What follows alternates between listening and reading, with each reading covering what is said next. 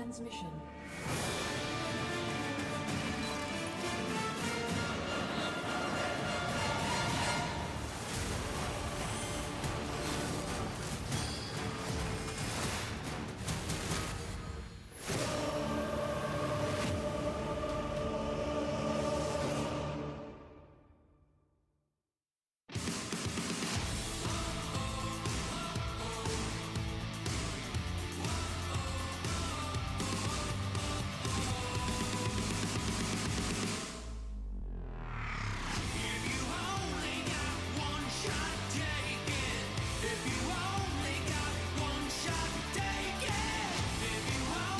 What is up, everybody? Welcome back to the second day here of the round of 8 of the GSL.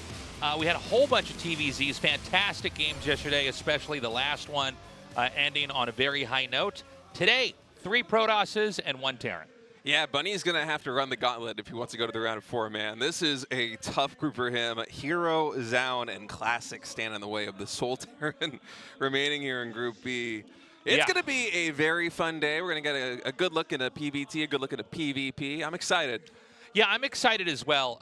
In PVT, it does seem, and again, we haven't had that many games of StarCraft 2. We basically had a kind of jam-packed 2 months to explore what the highest StarCraft 2 looks like. And from what we've seen so far, it does seem to be pretty oppressive, PVT. Terran's having a hard time figuring out a way to end the Protoss. The Protoss just kind of accumulates different types of splash damage or area of effect damage, and it gets tougher and tougher to deal with. So I think if Bunny's going to come out on top, as our only Terran player that we've got right now, it's going to have to be with some pretty decisive either all-ins or timing attacks because as far as we can see, Protoss can kind of just stretch the game out until they're unkillable.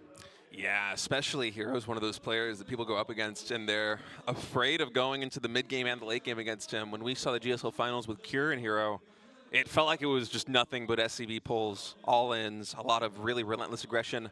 Luckily for Bunny, I feel like that's kind of his forte, is just kind of just unrestrained aggression with medevacs or with timing attacks, and so that might play to his benefit here with the meta.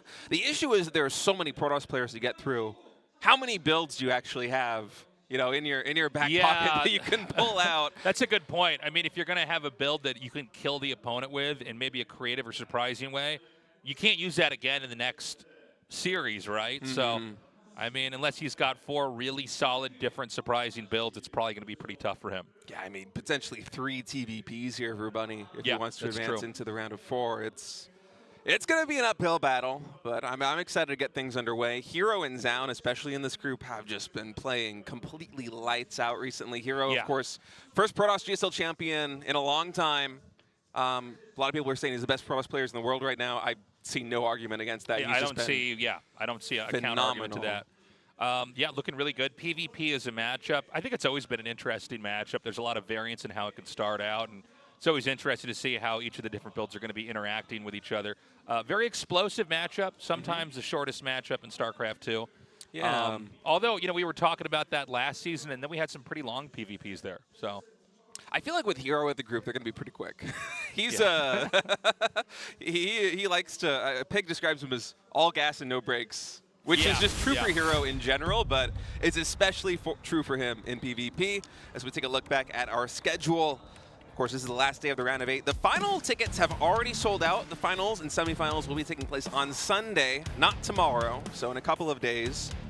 And yeah, if you have time, I think you can still come here today to the round of 8 group. Yeah, I don't believe we're sold out. I don't believe tickets are sold out today. I know people are still filing in. We get a lot more people as we get a little bit later into the night. People are getting off work. But yeah, I mean, if you're going to come down, if you're watching now, you could probably still get in here. But the finals did sell out almost immediately. And by the way, it's been great to be back in the studio. We went for a long period without casting anything out of here. Yeah, it was like 10 months or something crazy like that. It was a sad time. Yeah, it was just boring alone, time. Alone with our thoughts. I felt very useless, so I wanted to get out and do some esports stuff, you know. So it's been great being down here, getting to meet you guys after the show. By the way, we are now crowdfunded, and this is the way a lot of things are going in StarCraft 2. We no longer have publisher support, but we do still have a very strong fan base. People want to keep watching StarCraft. And, you know, The thing about RTS games that makes them special, I think even when compared to every other game that's out there, is that they age like a fine wine. The more you learn about them, the more great games are played on them, the better it gets. You know, a lot of games become stale quite quickly, and they have to patch them into ways to make them interesting. Not the case here. So anyways, my point is consider supporting us, signing up for the Patreon on GSL, and we would very much appreciate it. Yeah, really cool perks too. The replay package. I feel like I talk about it every cast. I feel like it keeps getting faster. State, which one do you like? But no, yesterday we sat down at dinner and I got the email that they had already set up the replay. I'm like, wow, you guys are like 30 minutes faster than you usually are. It's stunning. It's so funny. Anyway. Those are great to study, though. Yeah. Okay, so here's what the Final Four looks like right now. We've got Rogue on one end. We've got Gumiho on the other. And, you know, the player that gets out first will face off against Gumiho. The player that gets out second will go up against Rogue. Yeah, and there is a very niche scenario that might play out on Finals Day on Sunday. So Gumiho, Rogue, and Bunny are the 3 players here in the top 8 who have not qualified yet for EWC. So the one chance of us having a potential tiebreaker series on Finals Day would be if Gumiho and Rogue both lose their semifinal match. If Bunny advances, then one of those 3 players is going to be in the finals no matter what. So there will be no need for a tiebreaker. If either Rogue or Gumiho win their series, then again, somebody's going to be a champion. Someone's going to get second place. There will be no tiebreaker. But it is possible that on Sunday we have a 3rd best-of-5 series before the finals between Rogue and Gumiho. Only time will tell if that's actually going to happen, but we might have a marathon of a finals day with 2 semifinals and a best-of-5 for the 3rd place match. And, of course, the best-of-7 grand finals. So something to look forward to for Sunday. Yeah, it's going to be a lot of games, a lot of craziness on Sunday. Super excited about that. And I like this quote. I'll do my best to survive this PvP hell. Even the Protoss players don't want to play against Protoss. That's the curse they have to carry with them. They have to play that mirror matchup forever if they can cheese out the other races. So, yeah, this is going to be, you know, a group where I think herO, I think he should get out first, but then you got to not count out Zoun. Zoun, especially like in the last 2 weeks, has looked extremely strong. And he was always a good player, right? He was always a guy that I thought could kind of hang with anybody. But I think especially lately, he's probably in the best version of himself that we've ever seen. Yeah, he got top 3 at Bellum Gen's Elite just, I think, literally last week. And in that tournament, he showed some really good games. He even took down herO in one series. I believe he won the first map of the rematch against herO, too. But Zoun, up until now, he's been showing a lot of success in PvT and in PvZ. His PvP, he's been kind of struggling a little bit. Actually, his history with herO has won the last 11 series versus Zoun, and these aren't like series played in like 2023. This goes back to, I think, November 2024. And usually I don't talk about the histories of guys like this, of like, oh, who was the series lead, who was the map lead. But 11 series wins in a row is kind of unfathomable. That's wild. herO is just on another level in PvP, and he absolutely has Zoun number. Can Zoun break that curse now? We're going to find out. Let's go to map 1. herO versus Zoun, round of 8, Group B on Pylon. The Artosis map.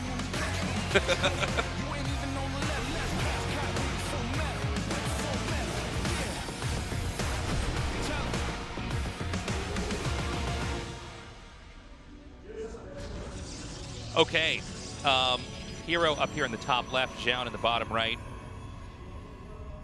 In a day that we might have a lot of PvPs, I'm always interested in seeing what builds people are going to bring. I do believe PvP, even more so than the other matchups, is a matchup where you can't be too repetitive or predictable because people will just try to counter it.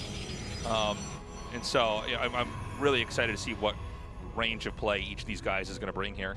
Yeah, everyone has their own unique style. herO is one of these players in PvP who, I mean, it's true for really all of his matchups, but in PvP especially, he loves to take the initiative. He wants to be aggressive. He wants you to be on the back foot. He wants to be the one who's deciding when the fights happen, and he wants them to be happening on your side of the map more often than not. Whereas Zoun, a much more reactive player. Yeah. And that's not necessarily a bad thing. In fact, if you play perfectly, it can just be the optimal way to play. The issue is that when you play reactive, especially in PvP, there is a very slim margin of error that you have to play with. And herO is maybe the best Protoss player in the world at forcing mistakes out of his opponents. So he is just an unstoppable force in this matchup from my perspective. I think that makes him the clear favorite to advance from this group, especially being the reigning GSL champion. But yeah, it'll be cool to see the clash of styles here, especially between herO and Zoun. So already we've got the first proxied pylon here on the map from Zoun. And I think a pretty well hidden place. It's not too far on the corners. It's not really in the path you'd see if you went through the middle. And so we got to see exactly what kind of game we're going to have. We also want to watch herO closely and see, is herO just going to try to do sort of generic teching into an expand here? And it's going to be a proxied Stargate. I like this coming in from Zoun. I was watching a lot of herO versus Zoun PvPs recently, and it seemed like almost every single game that Zoun was playing against herO, he was opting for Sentry openings, he was trying to take an expansion very quickly. If he was on playing on a map like Ultra Love, where there's a high ground expansion, he would want a 1-gate expand with a Stargate. But here he is going for a proxy Stargate and immediately getting punished by it. The Stargate's not even like 75% done. Yeah, it's not only is it spotted, but like the time, as far as it's like warping in, when it's spotted like right at the end. If you see it at the beginning, you could maybe like cancel it and just try to go to something else. But now it's like, well, do we just like commit down to this anyways? So this is rough. For herO, he was getting a robo back at home. And, the longer that Zoun goes, actually, never mind, Zoun is going to expand as well. I was going to say, the longer the game goes on where he's not doing anything, the more pressed he is to actually attack in. Oh, I think that might not finish. Yeah. No! Oh, man. Oh, this is painful. The Adepts also, they get blocked by the pylon warping in. So herO's having about as perfect of a game, not only in how he's playing, but the fortune of being able to scout and see that. And, man, a bit of a sunken cost fallacy here. He's going to try to get this. Yeah, I was going to say, a Sentry and a Stalker can kill a pylon. It does more damage than the pylon builds health when it tries to warp in. Right. Because Zoun went for the expansion after the initial 2 Adepts, he didn't go for 2 more Gateway units. He has no possibility of defending that Stargate. And now herO's getting on the aggression. I love these force fields. I think just isolating this one Stalker. This is so much momentum, Tasteless. I mean, this is going so well. It's actually insane. We're only 4 minutes into this game, and it's like everything has gone perfectly. Another force field. He's going to try to rush the Stalker. I mean, dude, the control is perfect here. He's going to send the Adepts back here, but this Stalker for sure is going to get killed off. And then there's more Stalkers coming in. Is this just going to snowball into a win? I feel like it might. I mean, another Stalker entering the fray. We do have a shield battery here in the main base. The Oracle's going to have to slowly chip away or just drop the stasis trap. Oh, he's actually going to try and get with a pilot. Oh, it barely finishes. I was actually so curious if that works or not. Yeah. The problem, though, is that these Stalkers can just march in and basically end the game. He's going to try to shuffle that. GG. Okay. Wow. Can't even finish my thought. That was, what, 5 minutes? Under 5 minutes. Now, that was... I mean, a lot went wrong there at the start of that game. I mean, Zoun was like, one of the Home Alone burglars there, where all the traps were working on him. I mean, there were so many things that went wrong. I mean, starting with the hallucinated Phoenix, and I don't want to say lucky because, like, he is looking for a hidden base, but, like, it was in the direct path he scouted. So, like, he got that, then he got the denial literally when the Oracle was like at 98% completion. Then he got the kill on the pylon, which I don't even believe was canceled. I think Zoun just lost. I mean, I could go on and on. We're already going into game 2 here on Persephone for our next map. Yeah, in the chat here was asking Zoun, it's like, how many seconds were left on the Oracle? It's like, maybe 1 or 2. That's so funny. That was a clutch scout by herO. Perfect follow-up. I mean, Zoun just getting completely leg swept there at map number 1. And now we're on Persephone. herO already match point, 5 minutes basically into this best of 3. Let's see if we can close it out and go to the winner's match.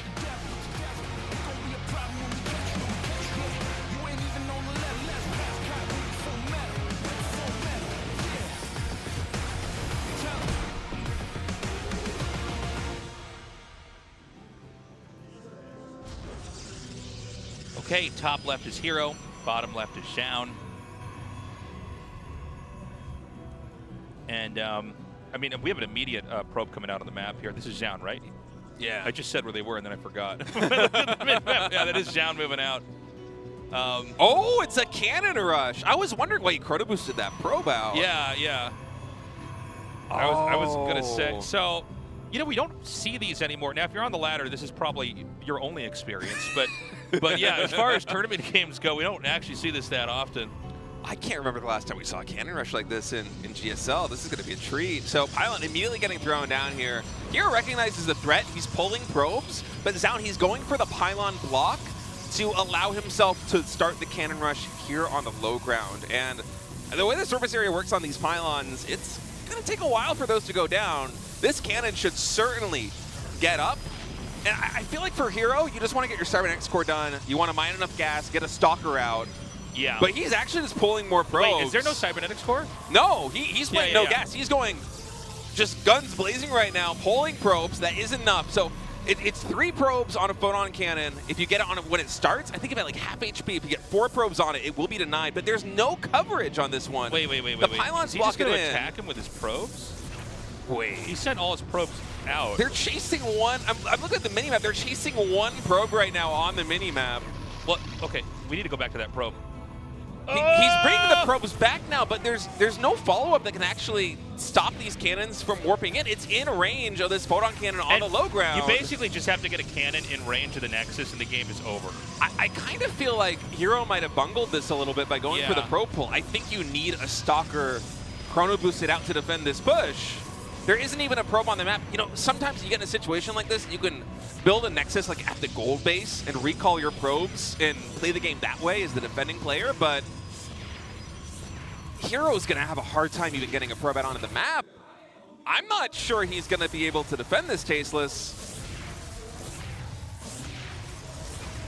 Yeah, this is, I think this is over. I don't know a scenario where you could recover, right? Because the gateway's gone, so he's not going to get that stalker out. And the Nexus is just going to be killed. Oh. He's going to go for the Robo, but no, this...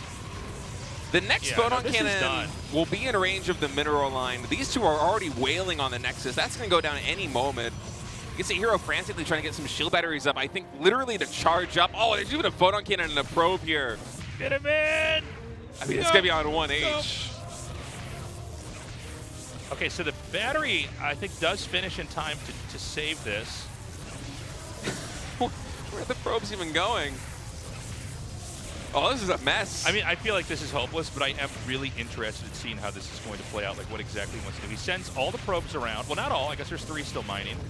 That's not enough minerals for a Nexus. Yeah, he's going to make an Immortal. But Zoun can just wall in. Yeah, that's it, man. I'm like, the longer he stays in, the more I'm like, do I not understand this game? You're dead, right? There's like no way to win this. Like, oh, I think the probe pull was the critical mistake there from herO. Yeah, I think he spent too much time outside. Yeah, you know, that was refreshing to have a little cannon rush here in the GSL. That was nice. Yeah. I love that Zoun is doing this, by the way. It was one for the scumbags. I mean, we talked about this heading into the series, that Zoun, in most of the games against herO, he's been losing. He's been playing reactively, trying to take a fast expansion, going for very sentry-heavy play, scouting with hallucinations, trying to macro and play this kind of immaculate defensive style, which is very difficult to do against herO. But in this series, he's flipped the script. You know, game 1, he goes for the Stargate proxy. It doesn't work, but he's trying something aggressive. And here in game 2, just an outright cannon rush. I love this from Zoun. It's match point now. In the blink of an eye, we're going to map number 3. One of these guys is going to the winner's match. One of them is going to fall to loser's match. Zoun, can he break the 11 series lose streak against herO with a win again on Tokamak? Our map is loading up. Let's close out this opening series.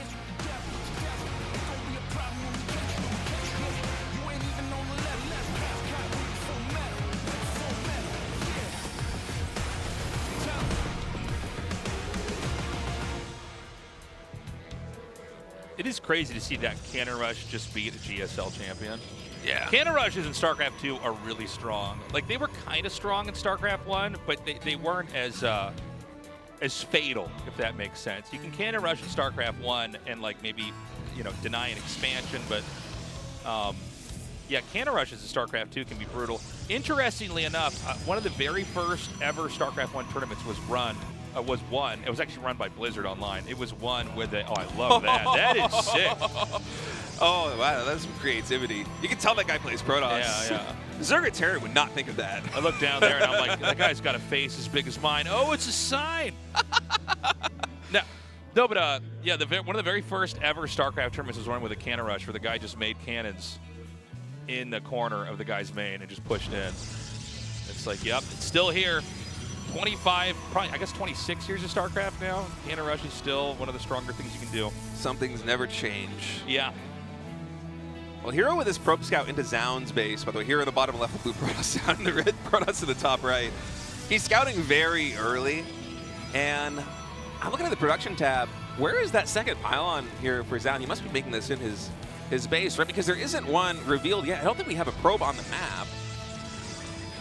All right, it is going to be back at home.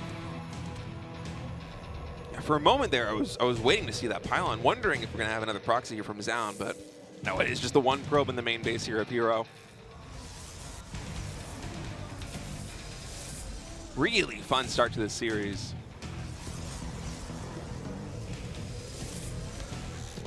Okay, so Stalker Sentry for both sides. So we're going to wait for the first deviation of the builds. Right now, things are entirely mirrored, excuse me. Here, going for a little bit of a probe cut right now. Zoun loves his pylon blocks on expansions. Let's see if he drops it again here. Yeah. This guy's a pylon placing. There is something about, like, I love when you see somebody place the pylon 2 in the corner, far away from the ramp, where it's like even that's optimized. It would be a longer travel distance to come down and try to attack it, while still blocking the Nexus instead of making it in the center here. So he goes for a cancel behind that, and it's an immediate Nexus here for herO. And Zoun's doing the same thing. So nobody's made any kind of definitive tech yet. It's just been accumulation of probes and tier 1 units into an expand, which means I think neither side will be able to attack each other for a while. Well, herO did do a slight probe cut. He delayed the probe production until that Nexus got started, so his gateway units are just a tempo faster here than Zoun.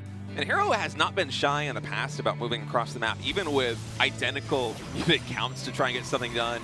You know, with force fields, maybe section off. Oh, he actually did not spot the Twilight Council. Yeah. Not the end of the world, but It is kind of brutal when you scout most of the base, except for the corner that actually had the tech, right?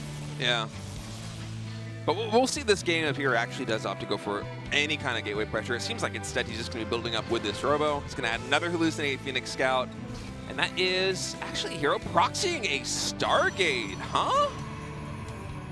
What a uniquely timed proxy Stargate. It's almost like not even a proxy. It's like a hidden Stargate, right? It's just down at the bottom right.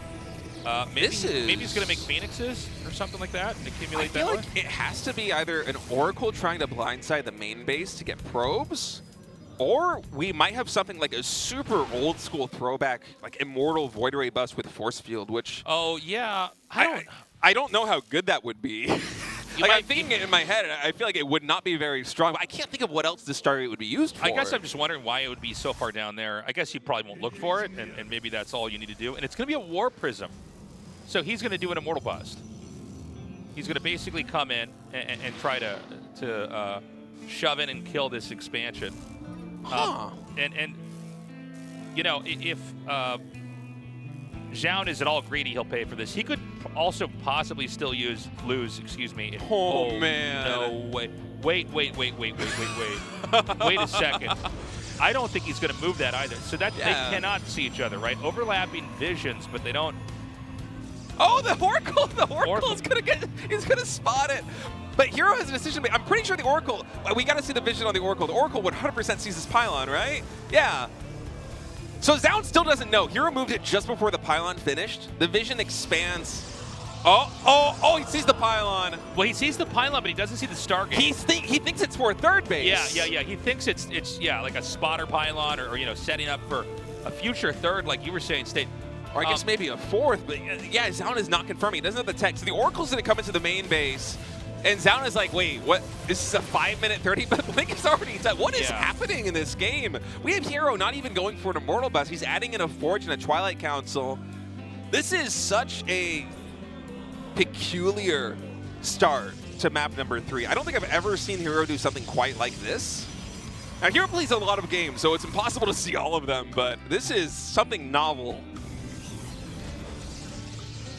What in the world? I really like Zoun's position here, Tasteless. Yeah. I mean, this is kind of crazy. Oh, I thought he wasn't going to kill that for a second. I was like, no. This can't be right. A hidden Nexus. Now, this can't be the right time to make a Nexus. I mean, an Immortal makes you pretty safe versus Stalkers, but if he just blinks on top of the Immortal. Here comes his second one. Hold up. I love the hallucinated Immortal. Oh, that's so smart. He activates the shield, so he doesn't know this is a hallucination yet. There's actually 2 hallucinated Stalkers. I almost missed that. By the way, I'm really glad we have hallucination used as much as we do. He's going to do a quick adept drop here with a probe. There's a probe with it. Why is there a probe with this? This is so funny. You should just like make a pylon and hope he doesn't notice it. All right, Zoun blinking forward, immediately guns out, I think, the hallucinated Immortal, and then goes to work on these other ones. He has enough to just barely not two-shot him, but finally Immortal's taken out. Man, Zoun, he has so much here on the low ground. The third Immortal is going to finish right now. That shield battery is out of energy. So the trades right now absolutely advantageous here for the Red Protoss player, Zoun. Still a lot of energy left on that sentry. herO, he's kind of stuck in a bottleneck right now with these force fields. The Immortal is zoned out. So many probes are falling. On the other side of the map, we also have Zoun losing 11 workers.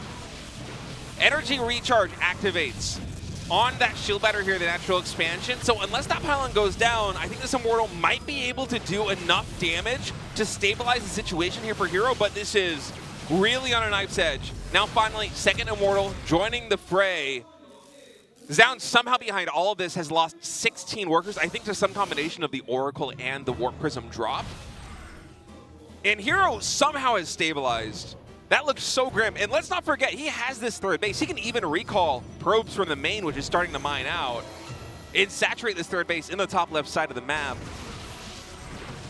What a unique chain of events that has occurred here in map number 3. We still have this Warp Prism alive, by the way. I thought surely this had gotten shut down. We also still have this Nexus in the top left, which I don't even think has probes mining. Not yet. And we know it's done.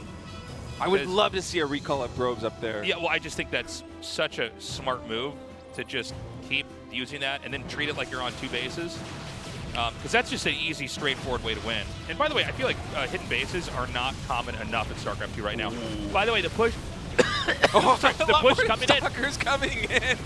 Oh man, focusing down these Immortals. herO did not anticipate the second wave of Stalkers coming in from the top side. And keep in mind, there is no blink. herO went for glaives instead of blink, so there's very little micro potential here for herO's army. The glaive adept's now doing work on Zoun's eco. More probes getting taken out. Are we going to have another blink on top of this Immortal? Yes, we will. There is a shield battery to defend it. It's going to really slow down the rate at which these Stalkers are able to dispatch that Immortal. Probes getting pulled, but there isn't much left here.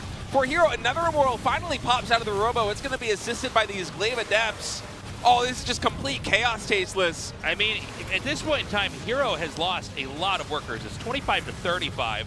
Granted, there's still kills coming down over here. But I think what's most important is that herO reclaims this Nexus. I mean, if he loses the Nexus, it's going to be bad, even with a hidden Nexus. And again, I think there are a couple probes mining there. So, I mean, it's not like it's a saturated base. The worker counts are basically even right now. Zoun thinks he's way further ahead than he actually is, but he might just be ahead enough to end the game. A shield battery running out of energy. That Immortal will get taken down. Feels like every time that he blinks in to kill an Immortal, another one pops out. No doubt there's another Immortal that's being warped in. And, you know, maybe he's got enough to hold this off.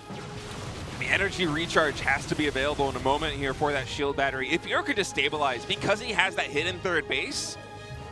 Oh God, this is a lot of so Stalkers. Many Stalkers. And this is one of those things where I think, in this case, I believe you can two-shot an Immortal with that. So he's going to come in here for the dive. Now the positioning is nice for the Immortal.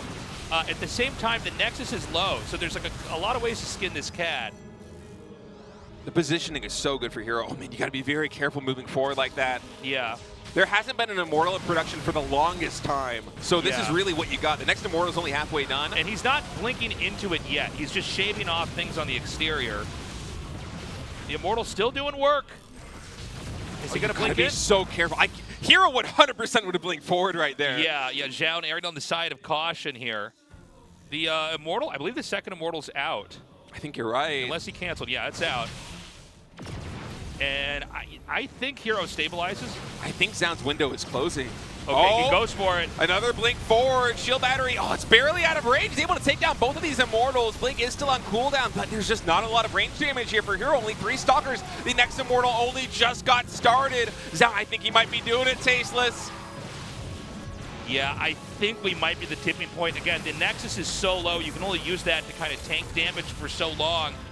And at this point in time, we know another wave of Stalkers. There they are. They're going to come in now. Another great one-shot. I mean, the Nexus is going to fall, and it won't end there. He'll be able to push up the ramp and probably just end this game. Dude, Zoun is on another level right now. There is only 1 Immortal and 2 Adepts trying to anchor this natural expansion. You can see Zoun.